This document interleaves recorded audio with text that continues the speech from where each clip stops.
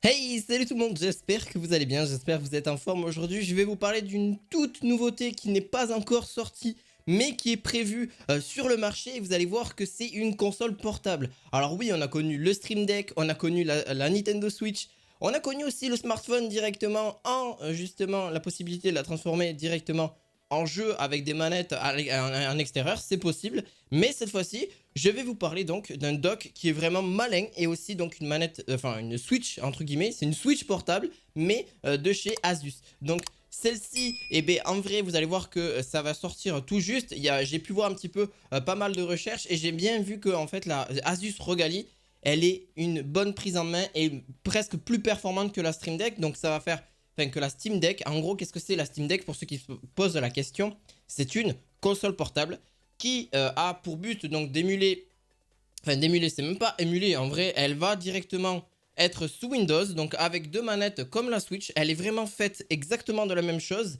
et vous allez pouvoir jouer à des jeux Steam, tout simplement, et même d'autres jeux qui sont disponibles sur la console, bien évidemment. Alors là, Asus fait pareil, donc grosse concurrence qui arrive sur le marché, mais franchement, où acheter d'ailleurs l'Asus ROG Ally, elle n'est pas encore pour le moment en stock, mais par contre, la possibilité que vous avez, ben, c'est qu'en vrai, c'est un chef-d'œuvre parce que celle-ci, c'est justement vraiment mélangée avec toutes les différentes consoles et même mieux. Vous allez voir pourquoi elle va faire même mieux que ça. Vous avez la possibilité de jouer à Cyberpunk, donc un gros jeu qui est vraiment très gourmand et qui généralement sur des consoles portables n'aura pas trop tendance à tourner. Et bien dites-vous que si vous vous mettez donc avec cette Asus ROG Ally, ben, vous vous mettez justement sur des graphismes le plus élevé, donc en mode turbo, vous allez voir que vous allez pouvoir justement lire ce jeu là. Alors oui, il n'y a pas que ça. Vous avez donc, c'est la possibilité d'ailleurs d'être sous Windows 11 au niveau de cette Asus ROG Ally. Elle sera blanche de préférence. Pour l'instant, il n'y a pas eu d'autres couleurs annoncées. Vous avez donc les mêmes joysticks en haut à gauche et en bas à droite et les boutons habituels que l'on peut retrouver. Vous pouvez jouer à différents jeux, hein, donc tout ce qui est disponible sur Windows, donc tout le catalogue de jeux qui est disponible. Par contre, il y a pas mal de choses à respecter. Qu'est-ce que je veux dire par là? Au niveau du Steam Deck, il va peser à peu près 669 grammes. Donc n'hésite pas, s'il te plaît, à t'abonner à cette chaîne. Et merci en tout cas de me suivre dans cette vidéo. Qu'est-ce que je vais faire? Je vais juste tout simplement détailler tout ce que j'ai pu voir et tout ce que j'ai pu piocher. Parce que c'est vraiment pour moi une console qui va être clairement sur le marché et peut-être limite mieux que les consoles portables. Pourquoi je vais vous annoncer un petit peu tout ça? Parce que elle a une meilleure aération, je trouve, personnellement. Vous avez la possibilité de mettre un port de carte SD d'après ce que j'ai pu voir. Après, forcément, vous la rechargez en USB-C. Donc jusque-là, ça reste à peu près normal. On a enfin des consoles portables qui sortent aussi sur le marché parce que c'est vrai que les consoles portables se faisaient un petit peu disparues à part la Nintendo Switch. Franchement, depuis qu'il y a eu Steam Deck, plus Asus et plus d'autres qui sont mis sur le marché, c'est quand même extrêmement... c'est très bien. Alors, qu'est-ce qu'on va avoir au niveau du processeur? Donc, je vais rentrer un peu dans l'aspect technique. Mais en fait, on va avoir du côté de chez AMD, toujours pareil. AMD, ils sont principalement sur le marché des consoles. Et que ce soit de chez la PlayStation, de chez Xbox, ils sont partout. Mais Intel est très peu sur les consoles. D'ailleurs, dites-moi en commentaire, mais c'est vrai qu'ils sont très peu sur les consoles Intel. C'est un petit peu... D'ailleurs, il faudrait que je fasse une recherche sur ça pour vous dire un petit peu pourquoi. D'ailleurs, là-dessus, donc c'est une puce qui est vraiment plus avancée que l'on trouve, comme je vous ai dit, dans toutes les consoles actuelles.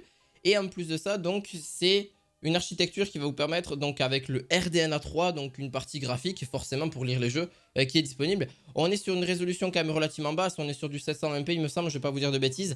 Et on a un TDP, donc le TDP, c'est la consommation donc, que va à peu près avoir votre console, c'est de 30 watts.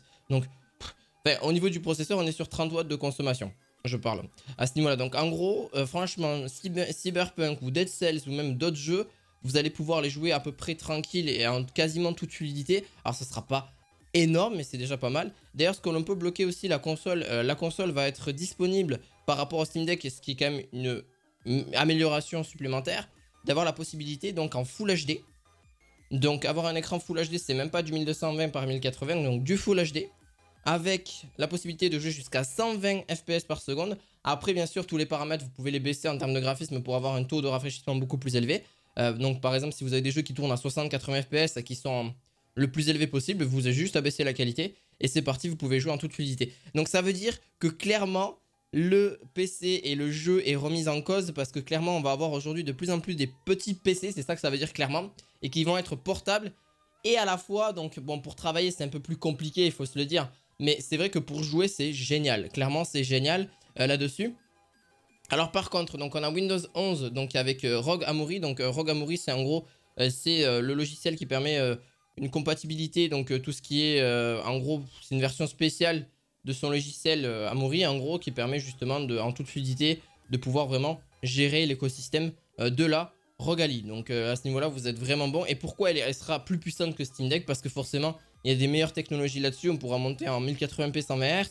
Alors oui, on reste peut-être sur la même architecture au niveau du CPU, mais clairement le design, je le trouve bon, à peu près similaire en termes de design. On reste à peu près pareil. Ça reste vraiment là-dessus. Bon, on n'aura pas vraiment quelque chose de vraiment énorme. Par contre, ce qu'on peut retrouver, ben, c'est propose un lecteur de micro SD, donc pour étendre le stockage. Ça, c'est vraiment un plus. Aujourd'hui, avec une micro SD, on peut arriver facilement jusqu'à 1 Tera, mais sans aucun problème. Donc ça veut dire que les disques durs que vous voyez, les gros là, que vous avez eu à une certaine époque, qui existent toujours, mais vous pouvez aujourd'hui avoir une micro SD qui a à peu près le même stockage qu'un disque dur tout simplement. Alors, c'est vrai qu'il y a des connecteurs qui sont disponibles, donc qui permettent de brancher une carte graphique externe et transformer la machine en un PC de bureau carrément. Oui, vous l'avez très bien entendu. Il est possible de brancher carrément une carte graphique externe. D'ailleurs, je vais vous renverrer sur cette vidéo que j'ai faite il n'y a pas si longtemps que ça et qui pourrait d'ailleurs vous intéresser. Donc pouvoir mettre en gros avec un boîtier, mettre une carte graphique dedans et justement le brancher sur votre PC portable, mais aussi sur cette Rogali quand elle sera disponible. D'ailleurs, si vous voulez tester vraiment une version vraiment bonne, vous allez avoir un dock qui va être disponible aussi. Ça, c'est aussi possible. Donc en gros, d'après ce que j'ai pu comprendre, il faudrait peut-être, je dis bien un gros peut-être, d'avoir un dock de disponible. Mais bon, un dock un peu comme la Switch quand on a vu. Mais bon, si elle transforme directement en carte graphique externe, ça peut être vraiment un plus pour avoir des performances supplémentaires, etc. etc. Donc en gros, ben, le port USB-C permet à la fois de recharger l'appareil et de le relier à un dock. Donc comme je vous ai dit, peut-être qu'on aura un dock, c'est possible. Donc en gros, ça va être fondamentalement un PC sous Windows. Donc c'est juste extrêmement bien, sauf que vous allez pouvoir, en toute autonomie, vous prenez avec. Donc vous prenez la console et vous pouvez jouer directement quand vous voulez. Donc c'est, oui, sous Windows, mais vous pouvez partir quand vous le souhaitez. Donc il n'y a aucun problème. Franchement, c'est une dinguerie à ce niveau-là. Donc on verra, il y a des suppositions que j'ai faites dans cette vidéo, donc on verra s'il y a des choses qui vont être qui vont évoluer au fil du temps. Donc comptez sur moi pour avoir d'autres vidéos sur ce produit là, parce que clairement c'est pour moi une dinguerie là-dessus. Donc n'hésitez pas, si cette vidéo vous a vraiment intéressé, à mettre un gros pouce bleu, à vous abonner à cette chaîne, merci beaucoup. Et puis on s'approche facilement des 6000. Donc je compte sur vous et n'hésitez pas à me dire en commentaire ce que vous pensez de ce style de vidéo aussi, parce que c'est pas très souvent qu'on fait des présentations, donc si on en fait quand même relativement souvent. Je vous dis à la fois prochaine pour d'autres vidéos high-tech, à la fois prochaine, ciao ciao.